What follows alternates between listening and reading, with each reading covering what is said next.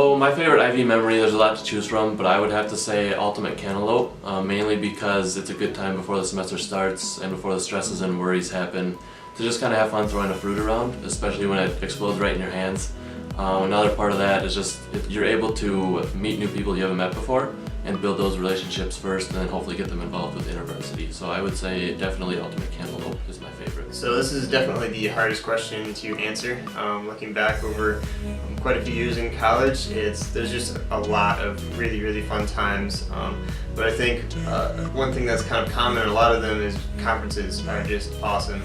Stepping away from Platteville, stepping away from school, and just the everyday stresses of life and being able to dive into your relationship with God and some time with other people and playing frisbee and games and time on the beach has just been really great memories and some of the best times I've had in college. Which, by the way, CFW, if you haven't signed up, freaking do it tonight. Like, you won't regret it. Yeah, don't miss out. So my favorite IV memory was from Chapter Focus Week. I've never spent an entire week with InterVarsity and just studying God's Word. It was so filling, especially coming after finals and everything.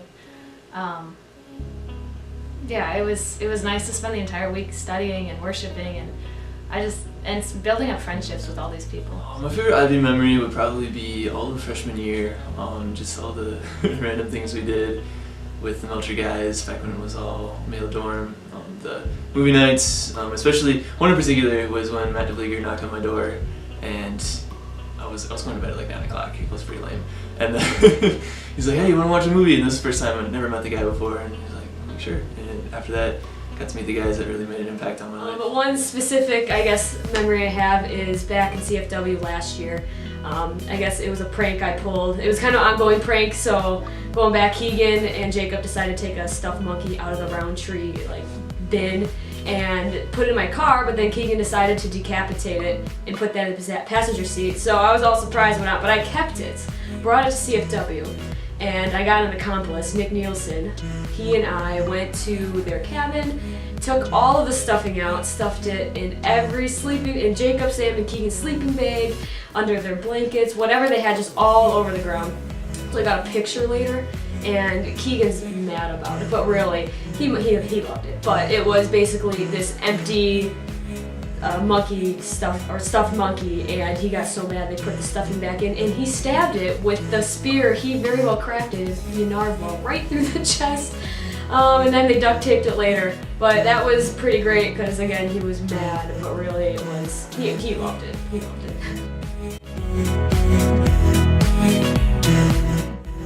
So God's provided a lot of healing for my life over the past year.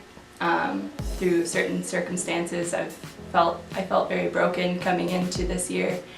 And through co-leading a WITCOM, reconciliation, late night trips to Walmart when you don't even need anything. Just friendships, warm hugs. God showed me just how loved I am through those other people and through Him, and how much other people need to be shown that love too.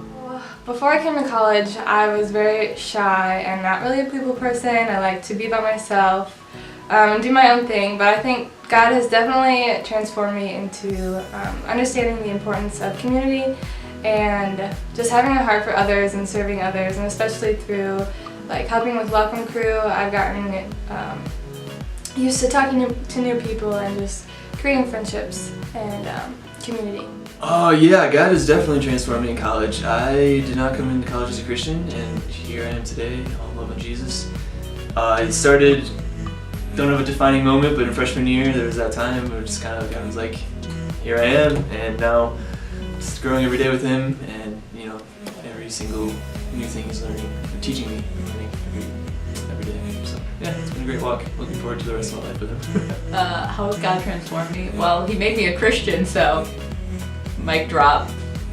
He definitely, one, made me a Christian, but just showed me that, one, He does exist, and two, that He does care for us, and showed me that in 1,000 different ways across my college career. I came into college expecting it to be very different than it turned out, and got into a very dark place my first year here. And yeah, through friends, I realized that, you know, there was community around me and that people did care, and eventually realized that was God showing me that He did care. So coming into college, I was not a full-blown Christian. I was more of a lukewarm Christian, and God transformed me in that, obviously, becoming fully committed to Him and His plan and what He's doing. I think within that, it's been a lot of me realizing what God's entire kingdom looks like, and realizing that it's not within a specific community or a specific dorm, but really that we're a part of something much bigger than we could ever imagine. Coming into college, I was a very shy person, and I did not want to talk about my faith with anybody. So that combination, I would feel is a lot different than who I am today. And God's used college to transform me in a lot of ways in that way. Coming into college, I never would have led a Bible study. Zach Wallen actually asked me my freshman year. He asked me if I wanted to lead, and I almost laughed at him because I was like, I don't know enough, I'm not qualified to lead the Bible study. And so just that on its own, I'd say it's how God transformed me. God's transformed me a lot of ways, for sure, in college. Maybe a better question is even how has He not transformed me, but without a doubt, He's definitely shown me the joys of missional risk-taking and learning to take responsibility, to be an active member, an active follower of Him in college, and not just passive.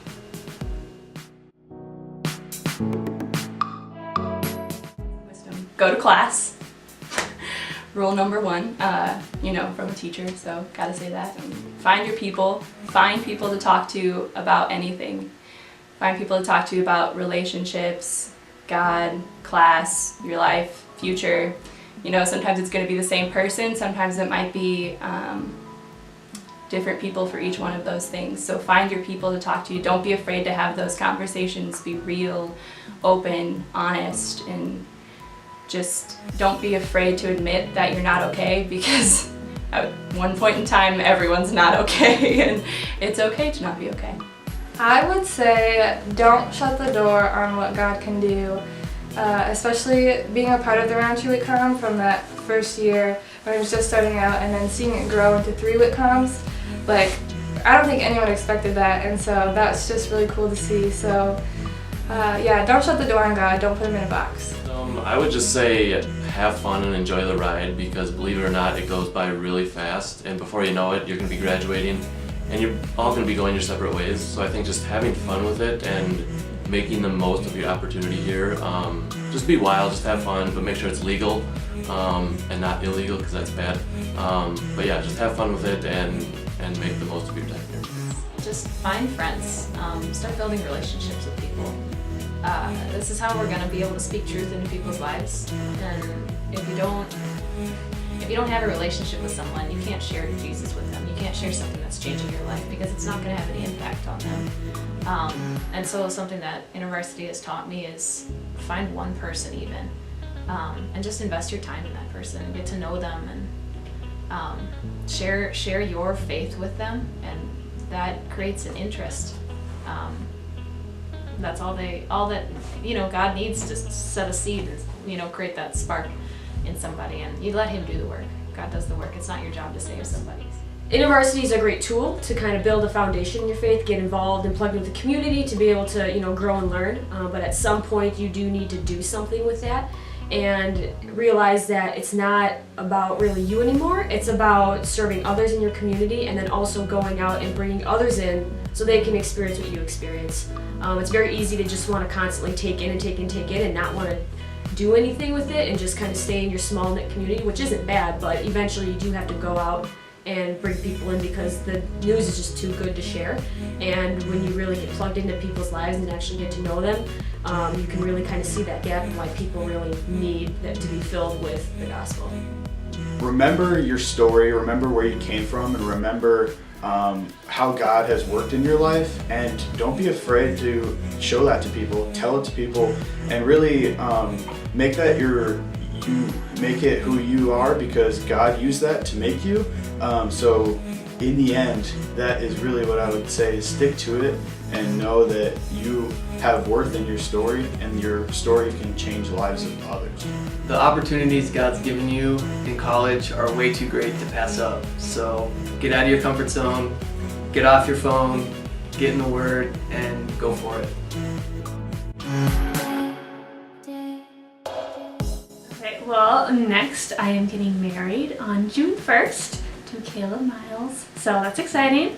And then next fall I will still be in school, but I will be doing an internship with InterVarsity, so still working with InterVarsity. And then Caleb and I are taking the next year just to kind of discern what's next for us and where God wants to put us. So that's a big prayer request, is just discernment and what our future looks like. So I'll be working at Cedar Campus this summer as a mentor or supervisor to the counselors in children's program. So you can be praying for that I'll have an impactful summer for the counselors and the kiddos there, and that I'll be impacted as well through that. And then next year, I'm not really 100% sure on what's happening. Originally the plan was to student teach in the fall, but due to certain circumstances that might not be the case. So I might be back to take a couple classes in the fall, probably off campus, and then hopefully student teach in the spring. So yeah, I guess be praying that, figure out what God has planned for me in the next year and what's next after that, and just know that He has a good plan for me. So I accepted a job as assistant calf manager on a dairy farm in Lancaster, so I actually won't be moving that far away. I'll be in the area. But I guess you can just pray for me that I transition into the working world well, make that transition gracefully, that I can find a new community, I guess. Next I'll be moving to Stevens Point. I got a job there doing some water, wastewater engineering stuff. So finding my own place, starting a job, adulting and all that. So prayers for finding community, prayers for whatever the Lord has next. So next I got a job in Neenah, Wisconsin, working for Plexus as a quality engineer. Woo! But how you can be praying for me in that.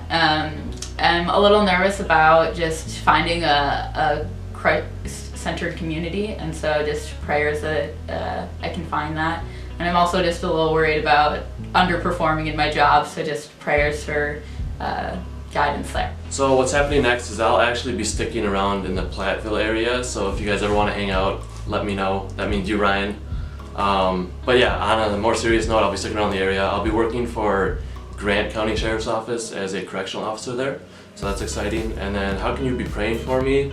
Not to sound rude, but prayer that I would find a community outside of campus, and just get connected with people who are living here permanently, just so I can get to know people and just grow here while I'm living here. So next for me, the biggest thing is I'm getting married in June. I'm very, very excited about that. And then after that, I'll be starting a job at IBM in Dubuque as a project manager. And so following marriage, Mariah and I will move into an apartment in Platteville, so I'll stick around the Platteville area for a while. And then I'll be working in Dubuque. And then as well as some part-time volunteer work with InterVarsity too, so I'll be around the chapter a little bit, at least for a while. And for prayer, I think just kind of long-term direction. Mariah and I know what we want to do for the next year or two, but after that we have really no idea where we should go or what we should do, how we should grow in our faith more, where God's leading us, and so just direction for that we wouldn't feel aimless or lost in the business of life. So future plans. I'm going to be moving to Fitchburg as a electrical engineer at Real Time Utility Engineers. And so that's a really exciting change. I'm in the middle of searching for apartments. I'm also getting married, so that's really exciting, to Mitch Kister. So we're going to be looking at apartments in the future, and a lot of changes are coming. And it's very, very exciting. I guess prayers for me that I would ask from you guys is prayers to find a church, find a community. I don't want to be too far away from family, so I'm praying that God keeps me there, but if He chooses to set me somewhere else, I'm going to go. Hopefully not kicking and screaming too much, but just praying that God uses me to make a difference in other people's lives. That's something that's been on my heart for a long time. So in June, I will also be getting married. to my beautiful fiancee Cecily, and week after that I'll be starting as a wastewater engineer in the Twin Cities, Minnesota. You could definitely be praying for us, and especially with how we're living. We'll be living in a community cooperative, aka dorm-based ministry 2.0, and so we've been well equipped to do that, and you can be praying for us in boldness to be living in that community and living out the gospel. So what's happening next for me is I'll be working at Johnsonville Sausage as a safety leader. So I'll be in the Sheboygan area, and it's a second shift job as of right now. So how you can be praying is that I will be able to find a community in Sheboygan because it's second shift. Most Bible studies happen while or after the first shift, and so just finding that community and growing in God in a new way because it's a different life stage. I have a job lined up. I'll be working as a structural engineer at Rice Engineering in Luxembourg, Wisconsin. It's a little east of Green Bay. And ways you can be praying for me, I'm going to be 5 hours away from home. So college was a little bit difficult just because I was 3.5 hours away, but now I'm going to be like permanently 5 hours away from home, so that's going to be a little hard. And finding a good community when I get there, finding a church that I can get plugged into and get involved is a big thing. So prayers for those things. So next for me is, well, this morning I just had an interview, so hopefully by the time you're watching this I have a job, but if not, I will be probably working in Dubuque, and either way you guys can be praying for me in establishing a community, finding a new church, and really planting myself somewhere that is fruitful to God and where He wants me to be.